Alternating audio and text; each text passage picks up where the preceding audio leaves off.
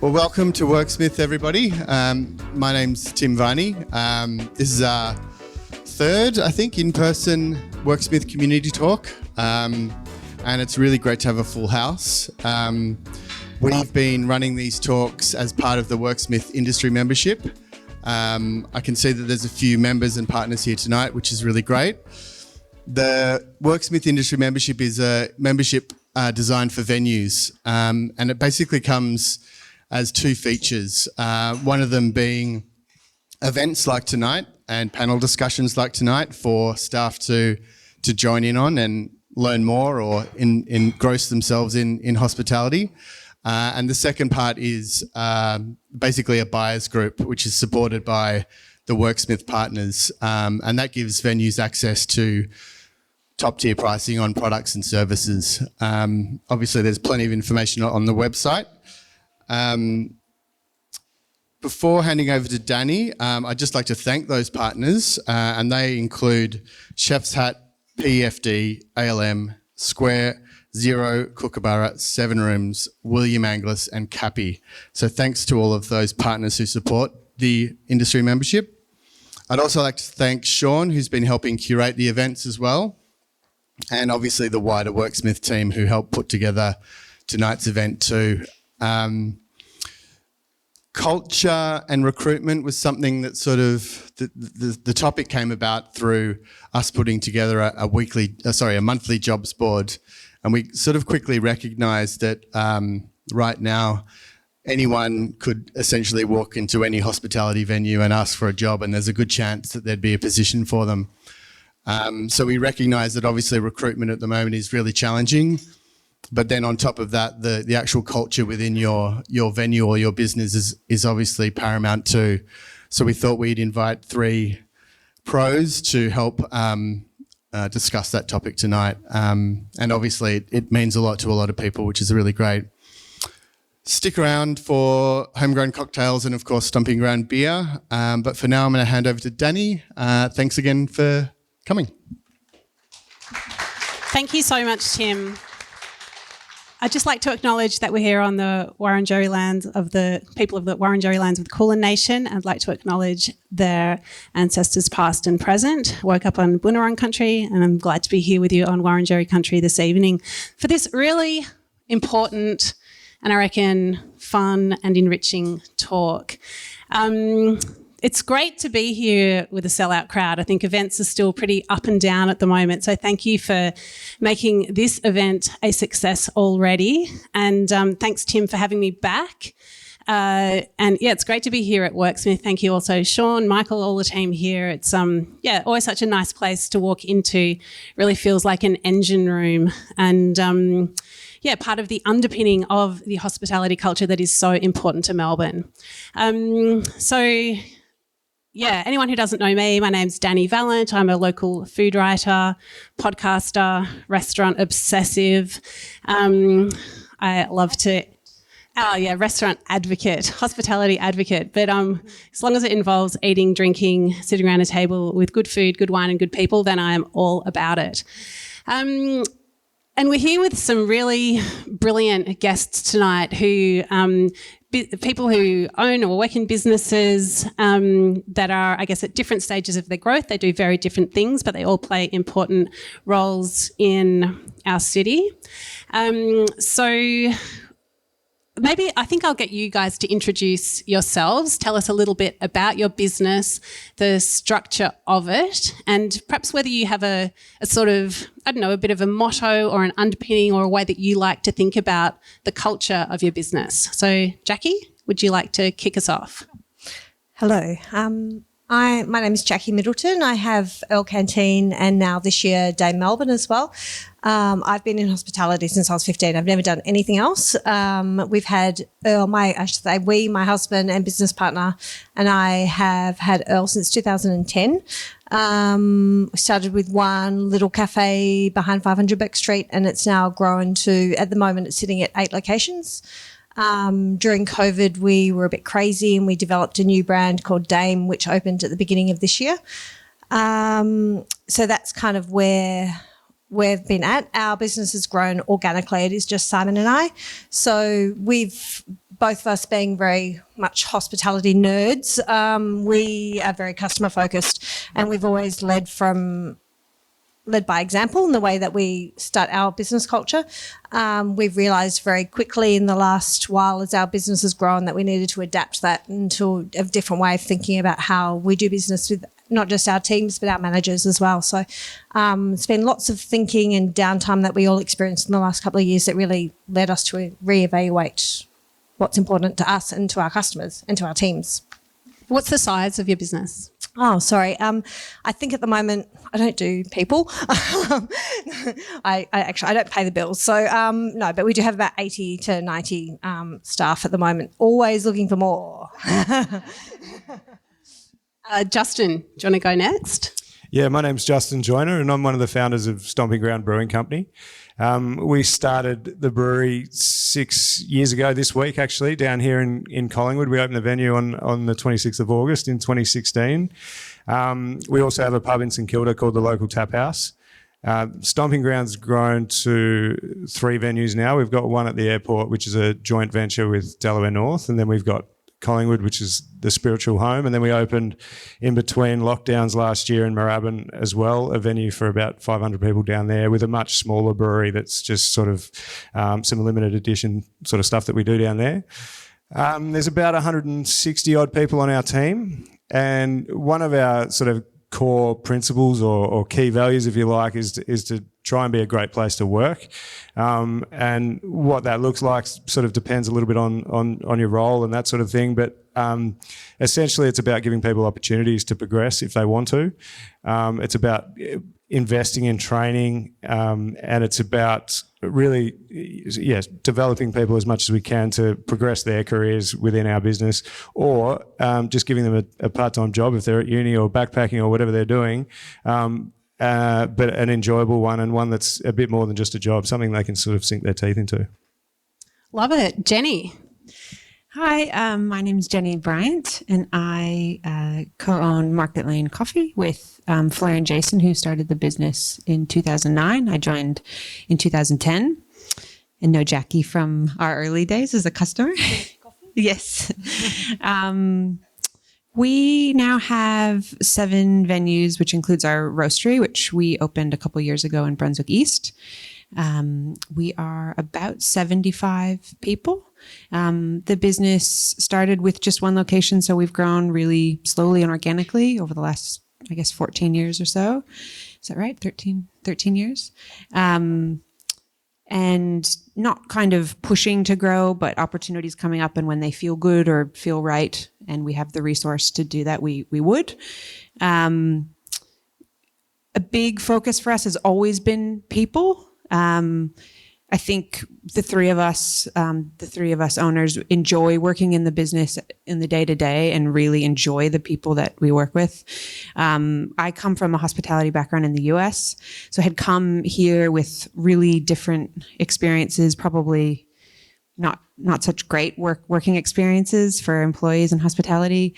And I was pretty excited to work with and for people that wanted to put people first. So I guess a lot of what's driven our choices is how do we think about the individual and how do we empathize with the individual wherever they're at? So similarly, do people want to develop within the business, or are they a student and they just need a nice place to work where they feel safe and they feel heard and seen? So kind of looking at that, and it's been challenging as we've grown, which I think we'll talk about, but that's been the kind of guiding principle around culture. It's so interesting. I'm obviously a customer and a fan and, an observer of restaurants and pubs and cafes. But as an outsider, I guess you see the customer facing side of a business. You don't see what's going on behind the scenes. But of course, the way that people feel when they work in a business is such a driver of it and such a driver of the experience that everybody has, whether they're behind the scenes or they're walking into that room for the first time. I mean, what do you think it is? Like, what is this puzzle of culture? What is it? What are some of the elements that make a place what it is, that builds it as a place to work with a good culture, a bad culture, an indifferent culture, a culture that's in eternal flux. Like, what is workplace culture? For us, I think it's always been about stability. I talk about being customer focused, but I think I talk about that in regards to an overarching kind of focus for the team. So we've always preferred to employ full time, which is now near on impossible. So we've always had this incredible structure that everyone's in amongst it every day and doing the same thing, because we're incredibly corporate business. Monday to Friday was our bread and butter for many years. So that stability offered in hospitality became the culture of the business, this your own community outside of your house. COVID really changed that for a lot of people. And we actually even did crazy things during COVID when people were on JobKeeper or different things, where people coming in and actually having, we didn't call them mental health shifts, but we were kind of letting them have sanity shifts, like come in and work and read a book so you can get away from your housemates, we get you type thing. So offering stability, I think, has been something that's been really important for us. And now identifying that perhaps because I've been in the industry for so long, that what I wanted when I was 20 and employed in hospitality is maybe not what the people that are 20 now that I'm employing necessarily want either. So entrusting our team's managers to work with people that want to work differently. I wanted to work 60 hours a week because I wanted to learn as much as I possibly could, but I understand now that that's not really the vibe. It's not the vibe that I'm getting, especially post-COVID. Or people do want to do that, but they want to do that via SUP and work at a different place and have fun. So they don't want to work with the same people every day if they don't have to. So it's interesting. Have either of you got something to say about, this underpinning, what culture actually is? I think for us, I think honesty is really important, and being transparent in what we're doing and being authentic about it as well. So some of the things that we hear from our team that they really sort of appreciate or buy into, some of the stuff that we do in terms of sustainability or causes and not-for-profits that we support, and just the feeling that they get that they're part of something bigger than just going to work. And I think the honesty and transparency part of it is huge in that. Like if we go back to the start of COVID, we stood in front of our team and just said, there's no rainy day fund. There's no pile of money sitting here. We actually don't know what's ahead of us. We're going to do the best we can for you guys. But this is before JobKeeper had been announced and all that sort of stuff. But we just got on the front foot before when cities around the world started closing down and the writing was on the wall that was about to happen here. We sort of just got everyone together and said, this is coming. We're going to do the best we can. We're going to put plans in place. We're going to give you the best information that we can possibly give you to get you through this. But the reality is we're not sure either. And that kind of honesty was the one thing that people spoke about. 18 months, 2 years later, they said, at least you just sort of told us how it was. There was no we'll pay you for a bit and then it just stopped, or no, you hear stories of some people getting no information at all. So I think that was crucial to sort of having people's trust. And I think then I think the rest of the culture is kind of built around people feeling like they're part of something, like they're seen and respected. They have opportunities, all those sorts of things, I think. Yeah, I agree. I think the honesty point is huge. I think being able to look each of your employees in the eye and be honest with them about where they're at or what you can offer them, what you can give them, and that being the basis of a trusting relationship. So thinking about good relationships at any part of your life, those same rules apply, I think. And I think you have to start. It's helpful to start a business or have a philosophy and a foundation that's based on clear values that you can communicate to your team and evolve and grow and improve on. And then I think also you've got, you put that out there, it creates a culture. You're sharing what you want the culture to be and what you're trying to build, but then you also have to respond to who you have on your team. What does the team actually want and care about, and how are we living that, and can we share it, and how are we not yet living that, and how can we change and do what we need to help support what our team believes in as well. So I think there is a real element of it being a back and forth and a flow. And I think being able to be responsive and flexible and listen is a really big part of it. And which is hard as you grow and get a bit bigger and you don't see people face to face for a year, Totally. And I think especially, as you mentioned, stability being something that's important, or structure is important to people, that they're able to rely on you as a business. But then if they're also relying on you to be flexible and to be responsive, then there are very different dynamics at play. But I suppose, you touched on this already, Jackie, but and Justin too, COVID has, revealed so many of the fault lines or the stress points in society in so many different ways. Do you feel now, as we're sort of coming out the other side, that is it about getting back to the way things were? Is there a sort of restoration, or is it just very much a future focused, everything's changed, the ground's shifted, it's not going back to the way things are? I reckon there's a fair bit of rebuilding to do on people's faith in the industry as a career, or even just as a job. I think we're seeing young people that it was, hospitality was sort of a bit of a default job that they might take to get through uni or what have you, and they're now not necessarily thinking that, because we've had 2 years where it couldn't be relied on. You might have a job that just gets shut down in 2 weeks, or your hours get reduced or what have you. So I think there's a heap of winning back to be done of that sort of age group, and backpackers as well. Fingers crossed we get them back at some point. But when they come back, are they going to be sort of looking for hospitality jobs? We certainly hope so, but I think there's definitely a lot of work to be done there, and I think we have to all kind of focus on what is great about working in hospitality and try and convince people to come back and be a part of it again. Well, let's do that. I know Tim from Worksmith is big on his fermenting a little where the bloody hell are you type of campaign for hospitality. What will you say to people that are tossing up a job, I don't know, in retail or in a service industry, another service industry? How will you lure them to hospitality? Do you want to pick that up, Jenni? Yeah, I think what we're actually doing still has to speak for itself. I think if, we're passionate about coffee and we're, sourcing coffees directly from producers that we care a lot about, that we've been working with for 13 years. And that is at the heart of what we do, and being transparent about that, and sharing those stories and the beautiful coffees with people and how amazing they can taste. And I think that still has to be a big selling point.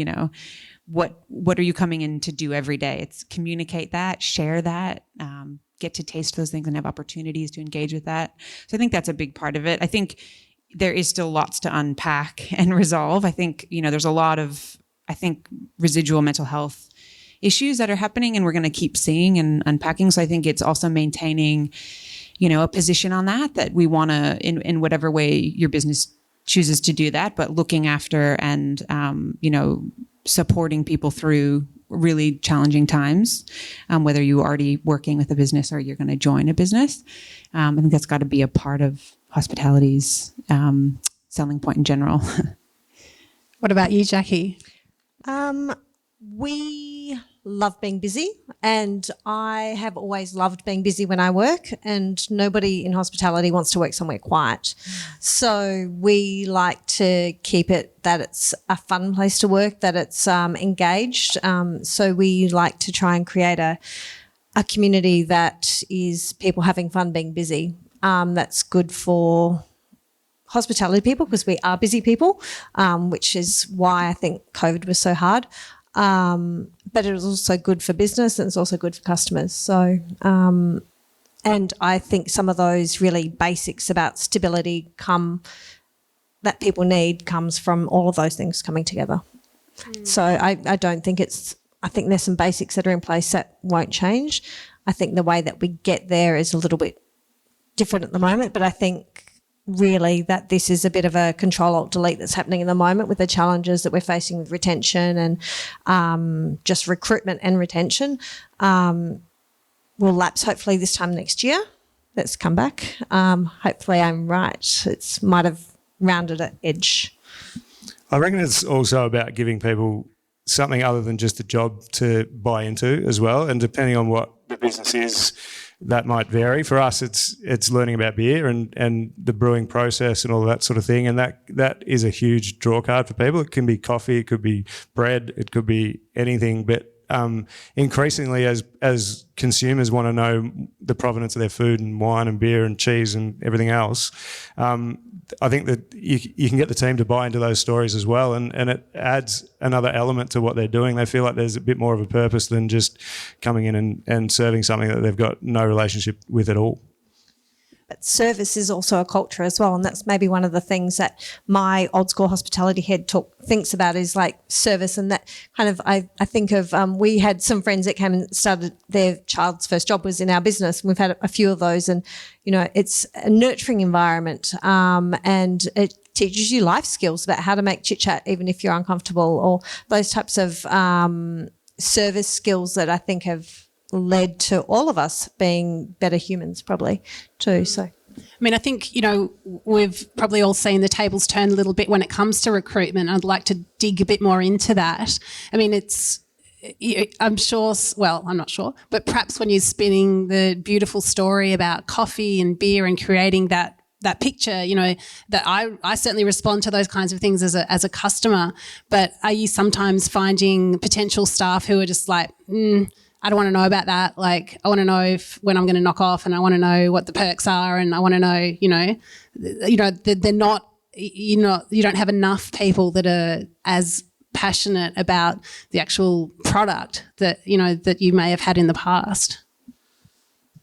Yeah, there's probably a bit of that, but I think there's the perks and remuneration and stuff, excuse me, are usually relatively low on the priority list in the people that we're interviewing. The issue is the shift in the balance of power. You sit down and interview people for an hour, tell them how amazing your business is and why they need to join you, and they get up at the end of the interview and go, "I'll let you know." And you're like, "That's not how this is supposed to fucking work." It wasn't the way it was. It used to be that the person that you were interviewing would sell themselves to you, and you would decide whether they were good enough to make the cut. So that's a massive, massive shift. And I think increasingly it is like a marketing pitch, a job interview, and it's really detailing to them what you can provide, whether it's things as simple as safety, personal safety, mental health, training and development and opportunities, all these things. It's really like a sales pitch in the opposite direction. We haven't had too much of a hard time finding people who want to work that are interested in actually the job of being in coffee, but probably meeting lots of people at different experience levels, where maybe we could previously hire for a specific experience level. It feels like now people are coming in maybe some people with no experience or just being keen, a little bit of everything. But I think our challenge now has been, how do we develop people into leadership roles quicker? And how do we manage culture and share values when we have so many new people on board? So how do we maintain the culture or the feeling or the, share the expectations and really have the team absorb those values and philosophies when there are so many new people? So I don't think we're finding so much at the recruitment level it's hard, but it's more like, well, what does that mean for the flow of new people just being new? Yeah. And that, I think, there's just going to need more and more resources in supporting new people to get to that next stage of the comfort and the ambassador and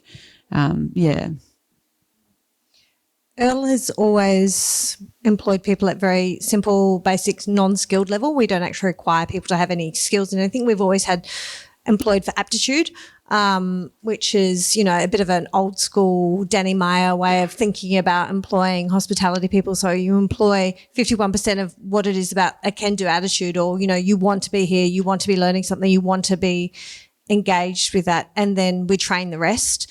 We have very structured training programs and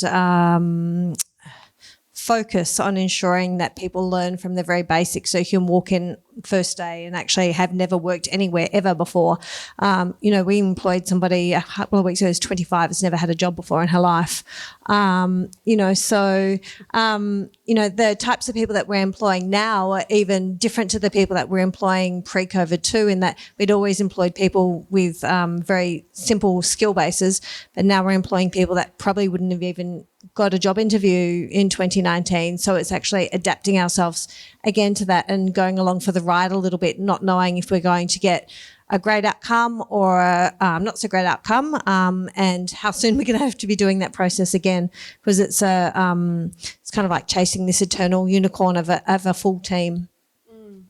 Well, I mean, what changes have you had to make, and to each of you, to training and the way that you approach it, the resources and time that you put into it? I mean, has it been a completely new playbook? Yes.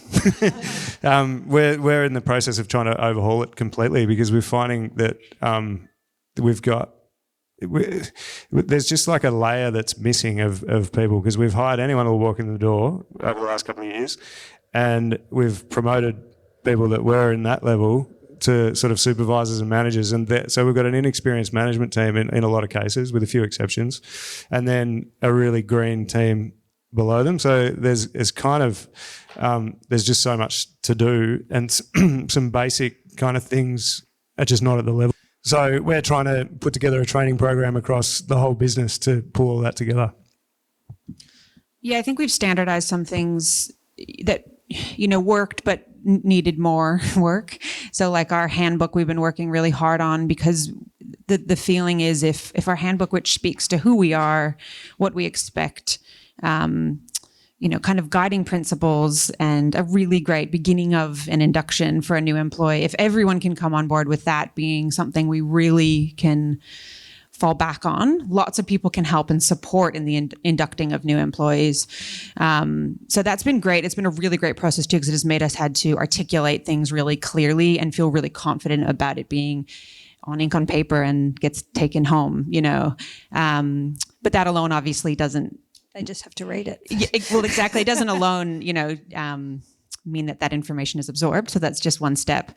A lot of the people who work in and support HR in our business do a lot of firefighting in the day-to-day. So they're doing a lot of in the moment, picking up shifts, supporting and looking after teams who test positive, chasing COVID trails, and in the moment we call it, it's the firefighting. It's a big week of firefighting, and it means that the development plans and things that we've have in place or have been planning, like development days for managers or supervisors, that they kind of get pushed back a bit. So yeah, there's a lot to do. Yeah, it's a lot.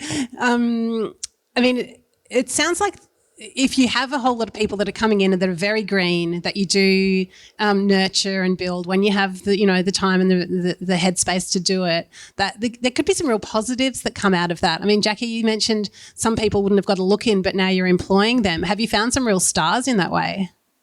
Yeah, absolutely. There's, like 18-year-olds like straight out of school, or,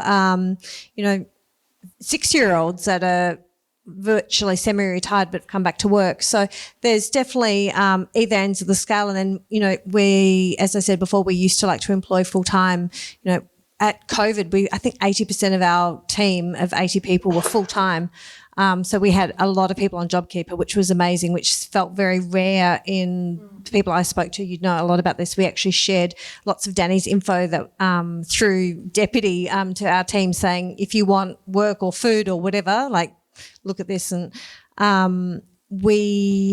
lost my trail of thought. What was I talking about? Learning to adapt that, people don't want to work full-time, people aren't available full-time, and employing different people. So people that are Australian students, because my business has never really employed many Australians, or not as many as Australians as internationals, just because people didn't want that type of work that we could offer. EARL's not, on the glamorous, glamorous list of hospitality venues. So we were always employing a little bit down the chain. So we were probably, I would even say now that we were maybe 30% Australian, 70% international people that we employ.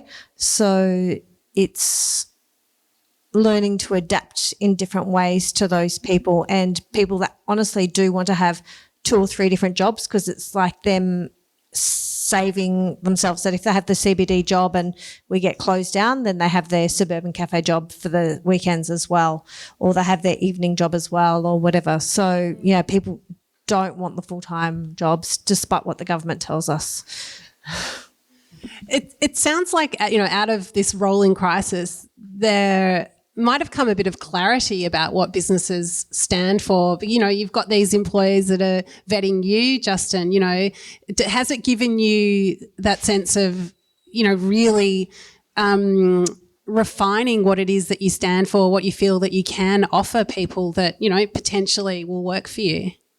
Yeah, absolutely. I think it's definitely honed our pitch to people, because we've had to pitch it so often. But I think it's definitely made us think about what it is that people are after. It used to be just kind of, this is what you get paid, this is how many hours you're going to get, and there are so many more things to it now. So and it's kind of coincided with the whole transition from hospitality workers working crazy hours or being expected to work crazy hours into a more healthy work-life balance scenario. So it's all that happening at the same time, and we're finding that it can be being a good employer can be a huge selling point when you are trying to lure people. If you can sit in front of a chef and say, we're gonna actually not be happy if you work over 42 hours in a week. We're gonna be coming down on you pretty hard. Are you going to cope with that? And you're going to get 2 days off in a row, and we're going to give you these training opportunities. And we've got a couple of other venues, so there are opportunities for you to move up the ranks. And when you start having those conversations, it can actually really improve your chances at securing some of these people. What about you, Jenni or Jackie? Have you found that it's really given you a new clarity about who you are as a business? I don't know that like our idea of who we are has changed, but we've definitely prioritized some things. We released a mental health policy last year that includes a fund. So each employee has access to a certain amount of money each year to use towards mental health at their own discretion. So we decided, we'll write the policy for the kind of the policy's sake. So we've got this structure and this thing that, we've had to think through it, but then let's not make it too structured or too many rules around it. Let's make it really easy for people to access the money. And, it doesn't solve the issue of mental health, but it allows us to say to the team, we care about your mental health. If you want to engage with us, or if you need to have extra support to be able to engage with someone, I don't know, it's kind of putting it on the radar and it's making it part of the conversation. So there's things like that probably maybe we had kind of thought a little bit about, but it all of a sudden became the most important topic, absolutely, about 18 months ago. So maybe it, has put our focus in certain places that maybe it wouldn't have been. Yeah, I love that. Has that been big take up for that fund? Not enormous, but decent. Yeah. And I actually was talking to a colleague about it today and just kind of exploring about how sometimes all you need is that like one more conversation or encouragement around mental health to actually book the appointment, or maybe it's just an employee asking you, have you ever used it? Or how does that work? Just to remind you that, all right, I am going to make that call today. Or even to start a conversation with the employee about how you're feeling. So I think in terms of the number of employees using it, it's not huge, but I feel like there's been some really great use. Yeah, hard to measure. Yeah. Well, I think, just opening up those conversations can be so important, and the way things are spoken about. And this might be a bit of a curveball. It wasn't part of our pre-chat, but I reread Tim's précis of this conversation and noticed that he'd spoken about the kind of words that are used around teams and culture. And I just wondered if I could throw this idea of hospitality workforces as a family or as a tribe, these kinds of words that are thrown around that I think can have very different meanings for different people. And whether it's those terms or other terms that you're careful to use or not use when you're talking about people people that work in your businesses? Yeah, for us, it's teams. It really is people that are working shoulder to shoulder every day, and we work in tiny spaces as well. So, you know, like baristas, you've got 3 or 4 people on a machine, like working side by side, reading each other's mind. So it's very family-like and it's very tight. So if there's I have to say very family-like, because if there is a problem, it becomes everyone's problem. Yeah, I think things as simple as using the word team instead of staff, it can be huge, and you sort of can underestimate the impact that they have on people and how much more they feel that they're part of something if they're a team member as opposed to staff. I think the other thing is that the family side of things resonates massively with people as well. I think at the start of the pandemic, we did a few little things, and one of them was that we kept employing a couple of chefs to come in and make some meals, big batch meals, lasagnas, curries, things like that. That people, the whole concept was that if anybody within the team needed a hot meal, they could come in and get it for every night of the week, and for them and their families, anyone that was dependent on them, as well as a sort of a hardship fund, and not dissimilar to the mental health fund. It wasn't about the uptake; it was about the fact that we offered it. And the hardship fund people talked about for months and months and months, and no one actually inquired about it. Like, it was just the fact that it was there. It was just meant so much to people, but particularly the meals. There was something about providing meals for people that made, and the fact that it was extended to their family, that really hit home with people, and was a huge part of getting us all through that phase, I think, and people feeling like that we were there to look after them. And I think just little things as well in terms of celebrating people's families and milestones. When babies are born, everybody knows about it. When there's a wedding or when there's whatever big sort of family milestones, we celebrate within the business as well. It's something that we want to get better at, but it is something that we do, and it really strikes a chord with people, I think. I mean, feedback and communication is so important, obviously goes in any number of directions. Can any of you speak about, the processes that employees can give feedback, whether formal or informal, whether you've changed those recently, and how meaningful they are in, creating a positive culture? Yeah, I'd love to talk about it. I'm passionate about feedback. I think it's really great to set up systems that you hope work, or that you have the best intentions of them working. But if you can't if there's no checks and balances around, are they working? It's hard to know. So I think feedback is really, really important, and it's relatively easy to add into your work culture as well. We have an annual survey that we do anonymously that I think's been going since about 2015 or so. We try to ask the same 10 questions, a couple open answer, but relatively straightforward. We pay people 15 minutes to do the survey every year, and then we report back. So a little bit, it's anonymous, so that's good. We're paying people for their time, and then we are reporting back about what we found. Originally, we were reporting back on every single open answer question we got, and as we grew, there was one year it was like a 38-page document. All right, we've got to change the way we're doing this, and so we started to group feedback as, these 3 or 4 comments were similar and these 10 comments were similar. We speak to them. So I think that's super important. We also have an anonymous just Google link that people can click. It's on all the iPads in the shops and gets put out with every staff weekly newsletter. So people can anonymously give feedback, which is, I think, good for people to know they can do that at any time. It's tricky if people are giving feedback that's anonymous but needs some specific attention. So that can be a little tricky. So we try to manage that as best we can. We also do regular and structured appraisals and feedbacks one-on-one with managers. And the thing we just started doing recently was when we have meetings, because we're finally meeting again in person, we're asking people to feedback at the end of the meeting on a little piece of paper and pop it in a shoebox. We've done that in a couple meetings because people can tend to be quite quiet in larger groups, and we're finding that we, ask a question and maybe sometimes not getting too much, but getting heaps from those little tiny pieces of paper. And then again, sharing that afterwards with the team.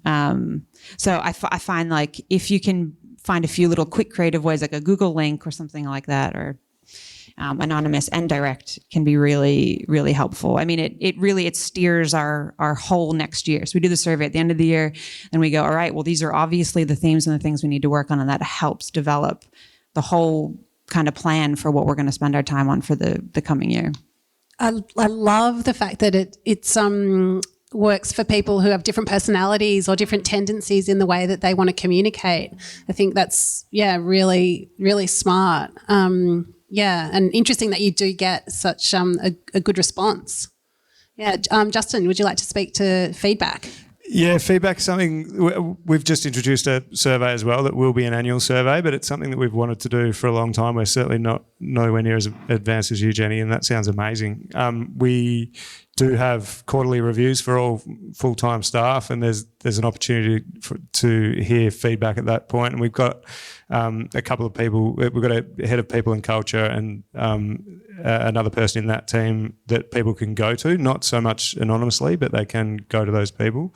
But the survey was anonymous, and we got some great stuff out of that. It was really good. I think the other thing that we did from a feedback perspective is we, about probably 12 or 18 months ago, not long after the major sort of push of the Me Too movement in the US, there was a brewing equivalent that went right through the brewing industry in the US and came here to Australia as well. And it was something that we wanted to get on the front foot with and address in a respect and responsibility policy. But the three of us are white middle-aged men, and we didn't feel it was very appropriate that we would write a policy and go, there you go, that's our policy. So we went through a pretty rigorous feedback procedure through that, and we just sort of said to everyone, we'd be naive. We think we've got a pretty good culture, but we'd be naive to think that we know what it's like to be a woman in our business in any role. So let's get some people together who can give us that feedback, and then form a committee to formulate the policy that we can then sign off in the end. And that I think was an amazing kind of process to go through, and really enabled people to feel heard. And the policy that we've ended up with is something that really resonates with everybody. I mean, that sounds like a great recruitment tool as well. To be able to talk about that process. I suppose admitting blind spots that you may have is really powerful. Yeah, it really shows that you're standing beside people, I think. Jackie, do you want to speak about the channels that you have open in your businesses? Being transparent about it, I have to be honest in saying that my business has grown organically, and, we were in the middle. In 2018 and 2019, we spent a lot of time adapting the business, growing it in a way that is not how it is today. And my business is probably one of the most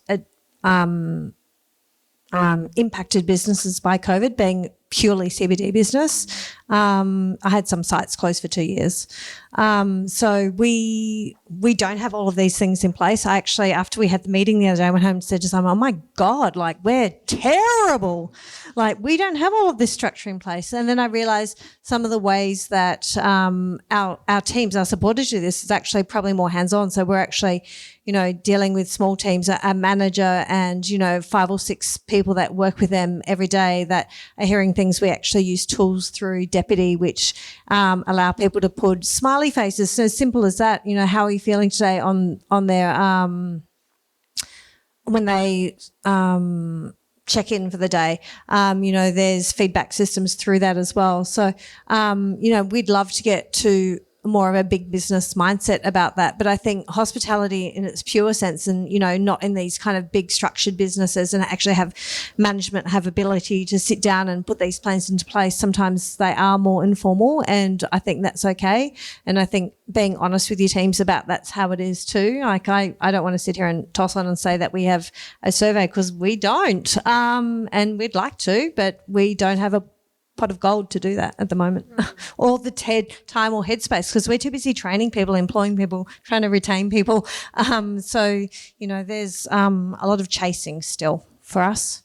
Yeah, well, it's absolutely understandable. I wonder, as your businesses have grown and changed in structure, if there have been sort of milestones along the way that you could point to, you know, and I'm sure there's a lot of people in this room with businesses of, you know, very different sizes, or perhaps they're planning to start a business, hoping to start a business. What are some of the touch points along the way where you could say, well, yeah, I don't know whether it's, you know, definitely once we had 10 employees, this really helped, or something like that, something along those lines? I think the biggest milestone we had in terms of culture was appointing someone as head of people and culture. We thought before that, so that was probably a year into Stomping Ground opening, and before that we had the pub in St Kilda, and we kind of had a crack at sort of reviews and development plans and a few other things along the way, and they kind of got started and then fizzled out a bit, and then we sort of started them a few times. In the end, we just thought, well, there weren't many businesses our size that were people that we knew that were putting someone in this role, but we could see that we were on a trajectory to grow pretty rapidly. So we thought we'd put someone in place, and we had someone on the team who had a psychology degree, who we'd known for years, who was studying HR and wanted to actually get into a role like that.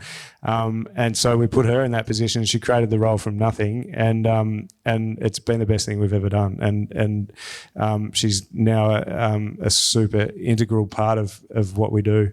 And yeah, that was probably the biggest step that we made. What about you, Jenni? Yeah, I think I'd agree. When we had people in positions that were purely HR, there's a bit of a mix of 3 people playing part-time roles. So 3 people play part-time roles on HR, and then also are working in the spaces to stay connected and be in the front of house. But having people dedicated that wasn't us to HR was really good. And I think making sure that those relationships are really trusting and safe, so that they can come honestly and say things need to be changed, or this isn't working, or, you know, something's happened, was really helpful. I mean, because it's so great to work into the day-to-day, but also to have a little bit of distance to allow for people to grow into those roles. Again, we had somebody on the team who wanted to learn about HR, so did a course and then moved into that position. Yeah, that was, I'm trying to think like a size-wise, maybe we were about 35 people when someone was doing the role part-time, and then they moved into it full-time when we were probably about 65 people. Yeah. We went through a bit of a business rethink in 2018, 2019 that I mentioned before, and we created a head office that was overseeing our stores. So a resource in regards to our production kitchen, in regards to just get me stuff, being a resource to our operations manager, to Simon and I. And again, that's restructured a little bit this year again as well. Now that we have a second brand, Dame, that I haven't even mentioned much of tonight. And we actually have taken, we really strongly believe in promoting within. We've got quite a few people that have been on long service leave this year. You know, so we're really fortunate that we've had that, and that kind of obviously helps our culture too. But we've promoted somebody now in the last month that's actually now working across both businesses. So now we've got this whole complication of creating new domain names for, you know, head office businesses and things, because I was very confused at the beginning of the year. I'd call up people and go, oh, hi, it's Jackie from EARL. Oh, no, but I'm actually ringing you from Dame. Oh, I don't even know who I am. You know, so now I'm, you know, and that was a business problem. So, you know, now we're creating a bit of a head office that supports that. So we're working towards that as, you know, somebody that works across marketing and identity and now, you know, customer experience, instead of it just being me going to a space and saying, you oh, this is what I'm seeing, or I'm actually kind of like the ultimate customer because I go into some of my businesses now and no one's ever seen me before. They don't know who I am. They've probably heard of me. They've probably Googled, they actually probably know who I am and they don't even want to say because they've seen me on social media or something. It's the change of business and the way that we've stopped and rethought things and used a head office facility, or it's a warehouse. It sounds glamorous saying head office. It's essentially a warehouse with a kitchen in the back. It's very glamorous hospitality. But yeah, rethinking about how we support our teams. Yeah, I love that. I'll throw it open to questions in a few minutes because I feel that there are a lot in the room. But before we do that, I'd love each of you just to let us know if there's a moment where you really felt you wish you'd done something different in terms of, promoting great culture, fostering culture. I don't know whether it is a red flag that you didn't spot. Is there anything that people could take home with them tonight that they should look out for as well? When I'm talking to young managers, the one thing that, and especially if they've got an issue with someone that reports to them,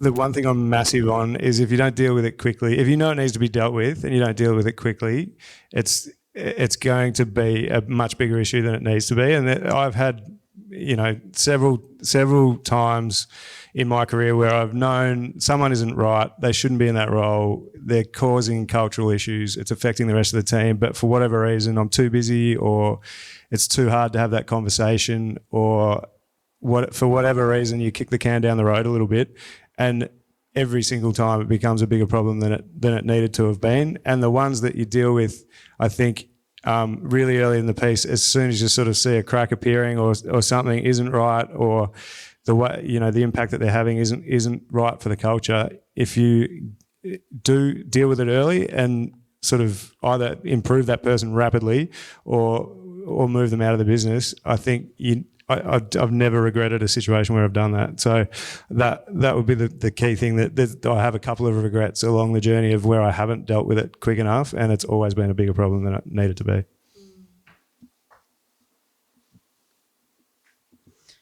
I agree with you. That's spot on. I do agree.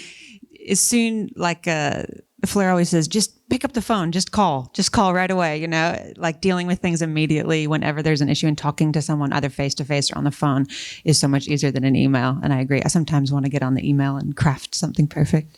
But yeah, I agree with you for that, for sure. One of the things, I guess it's not so much an anecdote, but one of the things we've struggled with is it is partly COVID, but also we moved our office to a roastery in Brunswick East about 2 years ago or so. And it's been really hard with the multiple locations and then moving head office out of a shop. And I think a lot of feedback we get at the end of the year is always about people wanting more social events as well. So I think something we've struggled with and we're still trying to work out is how do we get people together in the same space and do it regularly and still stay connected in a physical way to people. And we're still trying to resolve that. Yeah, partly COVID, partly just how do we maintain the connection across 7 locations? Yeah, still trying to figure that out. You do what Simon does and just be on the road constantly. Simon works from everywhere. Like you can find food courts. Simon knows where the PowerPoints are everywhere around Melbourne, routes to get from here, there and everywhere. All of his computer knows all the Wi-Fi passwords at all the stores because he's working from here, there and everywhere just to be contactable and be in touch with what's going on. Alyssa, our operations manager, she's such a chameleon. She's everywhere and not there and taking the phone calls. So being adaptable is the key thing that's for us that's been really important. And the aha moment is actually realising that we can't be everywhere as well. We have a partnership with Delaware North at the airport as well, and working out that Simon and I have to wear a bigger, we have a bigger umbrella that we're playing now in regards to mentoring roles that are with other brands, not just with other people or other managers or teams, and realising what we can and can't take on. So that aha moment is really just realising our own mortality. Well, that's very dramatic. Mortality as in our ability to be smiling at people, like i.e. going to EARL stores and not knowing. I had a weird your humanity. humanity, the mortality. Sure. Yeah, wrong word. No, it was an apt word, but it just gave me a little bit of a shock. I get what you're saying. Wow. Well, I have so much food for thought, so much respect. In fact, I would say awe for the way that you've steered your businesses in general, but especially over the past couple of years. And I feel like, it's as a pitch for places to work, I reckon, all just absolutely nailing it. All power to you. I think it's amazing. All right, I can feel a lot of questions out there. Please put up your hand and let's try to get around to you all. Sean at the back. I'm curious, Jenni, especially probably I think the last couple of years we've done really well as an industry thinking about digitisation and things like feedback in Google Forms and things like that. But you mentioned about the analogue, what I call sort of analogue feedback in writing down on a piece of paper. Is it hard with the challenge of time now to think about more analogue moments, more in-person moments that you can do to create better culture within the teams? Is it hard to find those moments? Is that the question? Yeah, definitely. I think mostly because of COVID, we've missed 2 years of being together and having team meetings and team social events. So building that back with so many new members of the team over the last few years, but nothing, I'm always trying to book meetings constantly. Nothing beats getting the team from one shop together, or then the whole team together, or the production team development day. I'm constantly wanting to just get people in person together talking. It's kind of, so much of the team is working front of house, in front of customers all day long that, and people are coming in on the shifts at different time and leaving at different times. So to all just sit down and be together in the same place at the same time is really hard. I always kind of was jealous of the restaurant team that would arrive early before their shift, and everyone comes and has a meal together, and then they put on their apron and they start their shift. I just always thought that was so cool. We never really have those moments to sit. So absolutely nothing, in my opinion, beats those analog moments. And we're trying to bring them back in, but you also can overdo it. So it's choosing which ones are the most important in the moment. Yep. Yes. Yeah. Again for your time. With new people coming into your business, how do you effectively communicate your purpose and your values so that staff get it, rather than just in some businesses the posters are just on the board in the back room? How do you communicate that effectively, and how important is that to your business? For us, it's really important. We employ a lot of people, time and time again. And we have a really structured induction program. So from when we advertise to when we bring someone in for an interview, when they might have a trial, which we always pay them for, to when they actually start with us. There would be a buddy system when someone's first trained, and these types of things. So that is a lot of structure in place. Mostly, I think we've done that because people are less experienced and younger. So it's a lot of hand-holding, which kind of gives them that understanding. So, when you first start working for us, you get a login to Deputy, where you upload all of your own information that goes through, and we pay a lot of money for all of this scheduling software, but it actually makes it very seamless for people, and they get a handbook that tells them, who we are, what we're about, when you get paid, how you get paid, what our expectations are about uniform and presentation and staff meals and all those things that are great, but kind of a lot of information to give someone when they first start. So we put it on a piece of paper. It's not actually a digital paper. Yeah, we're a bit the same actually. It's something that we've put a heap of time into for the last few years because we were pretty average at it for a while. And I think hospitality is notoriously average at it. The amount of, I remember, years ago running pubs and just you do an interview and say, yeah, come in for a trial tomorrow night. And then you just hand them over to whoever was in the bar and they'd be with that person for a couple of hours and that was it. They're away and swimming. And I don't know, it seems like madness now compared to how we go about things. We're far more structured now in terms of onboarding people and giving them an understanding of what we're about, and some of those simple things about how to give your personal details over and when you're going to get paid and all this sort of stuff. I remember being absolutely terrible about passing that sort of information on to people, and but now it's a far more structured thing. And for roles in sort of office roles in head office, we now have like a full 2 days for new starters they have like a little half-hour slot with every head of department and really get to understand who's who in the zoo, and it's really helped make people comfortable quicker. We similarly have a handbook that we rely on. It's a lot of information. So one of the things we've been talking a lot about is how to break that down so it's actually digested, because some days you feel like you've just talked at someone, for 8 hours, and how much did they really get? So we have broken it up into, I think it's 2 days, and then there is like a day in a shop with a manager. That's for a front of house person.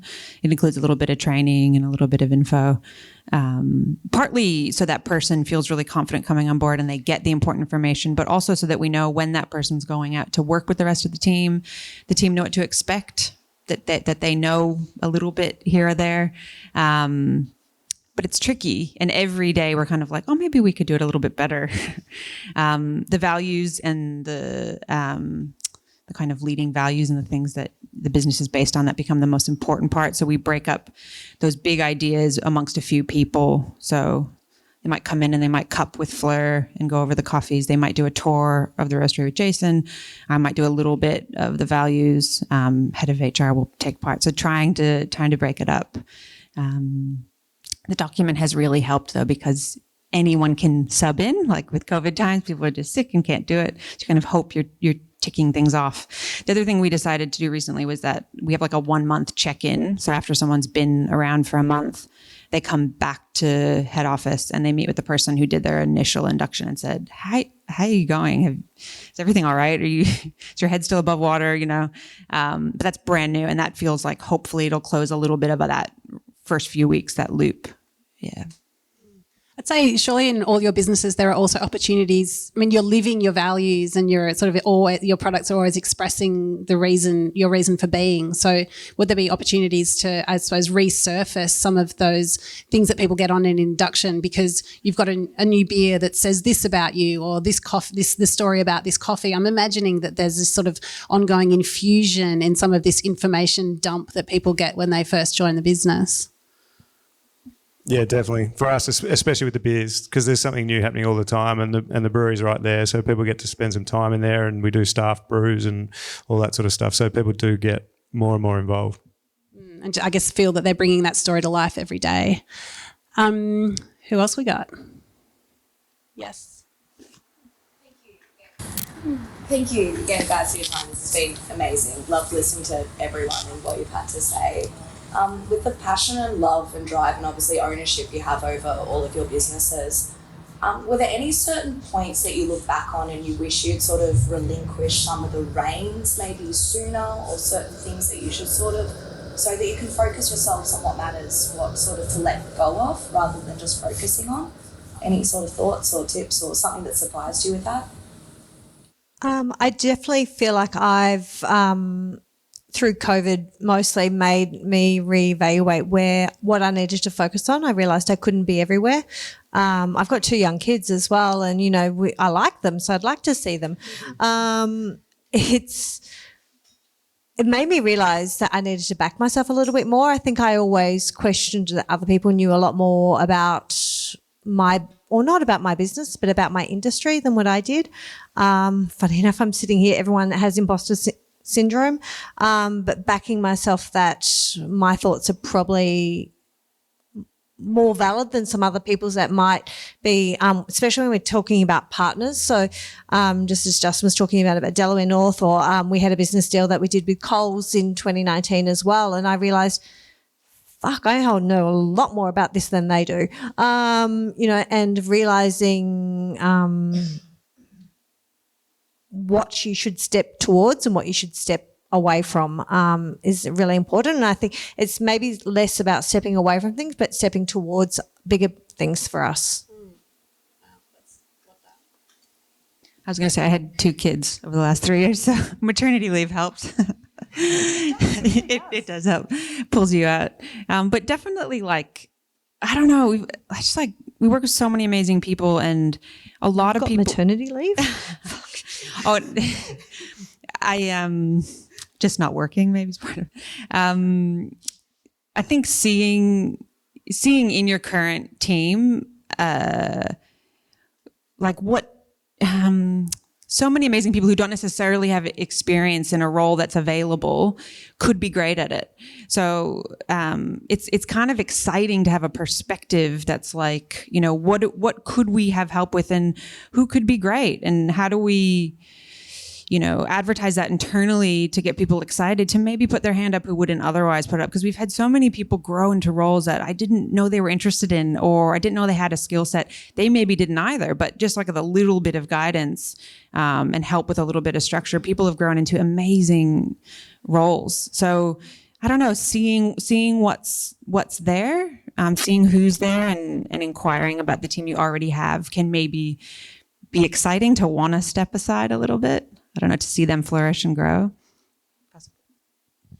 I think it's a pretty constant part of managing managers, really, is to, like, you know what you want the outcome to be, and you know what you think you know what they're capable of, and that kind of trusting and letting them do their thing because that's their role, rather than kind of micromanaging or trying to do it yourself, I think is a constant kind of, well, for me, it's a constant conversation with myself in terms of, you know, how I'm managing people. And I think that I've learnt that usually the more rope you give people, the better that they do at their job, and the more empowered they feel, and the more they surprise you. I think I agree with Jenni, and I think that you get more out of people if you give them the sort of leg rope to be able to do it. Yeah, we let people make mistakes, and even if we know that they're actually, even if we know they're probably going to make a mistake, people make mistakes all the time. They're humans, right? But knowing that even if in reflection they realise it's a shit decision that they made, and we all know it's a shit decision, that we've backed them, that was a shit decision, and we go, okay, we're going to learn from that. That's fine. You know, even on a day-to-day basis, I actually have realised that my eyes can see things that other people can't, and realising that I have to let them kind of work it out for themselves sometimes without me kind of feeling like I'm undermining them by giving them too much information, because sometimes the best way to learn is by fucking it up yourself. Or it could go the other way. We had an event recently at one of our venues where I was pretty sceptical that it was going to work, and my business partner was even more sceptical, to the point where he was going to just say, "No, we can't do it. We just don't want to do it." And it was a dinner that people were excited about. The brewers were really excited about the beers.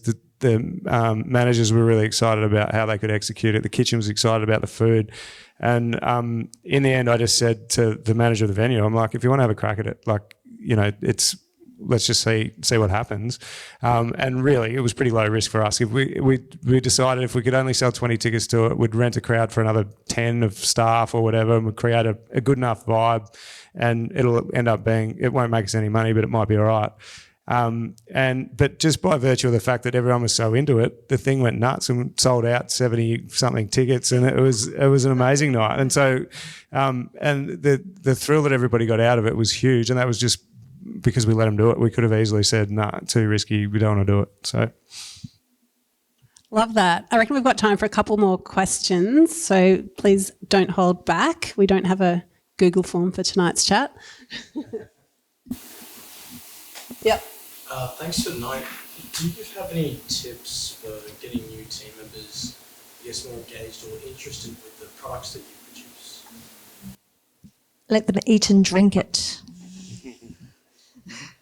Constantly, but like, you know, I'm constantly saying to our management team, like, what did you eat today? How was it? What did it taste like? You know, everyone for a staff meal, or our teams get 50% discount on anything they want to eat or drink, and obviously free coffee. It goes without saying.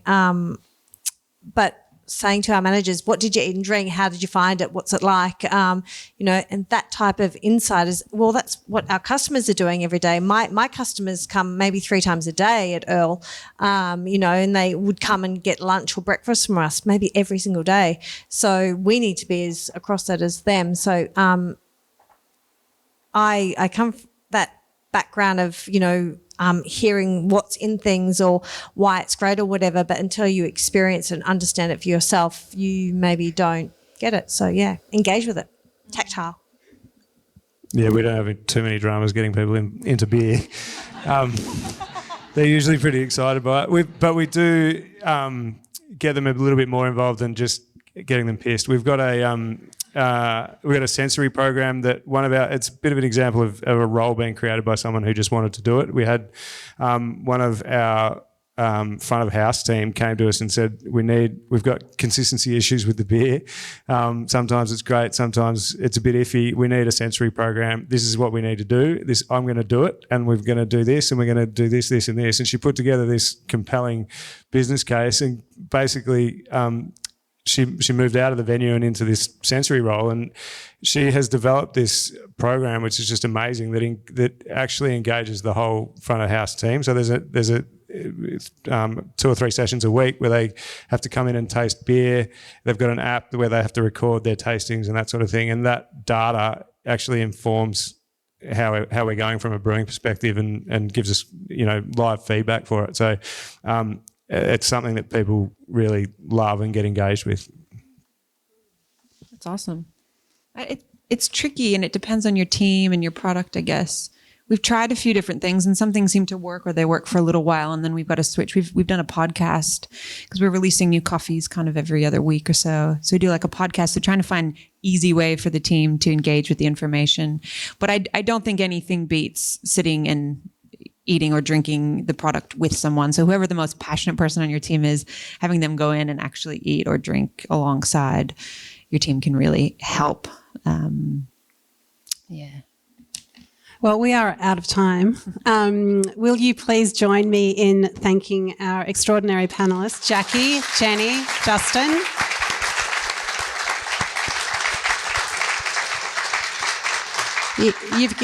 You've given us all so much to think about. I found it really inspiring sitting up here with you. So thank you so much. Thanks again, Tim and the team at Worksmith, for having us all here tonight. And thank you so much to all of you for being here.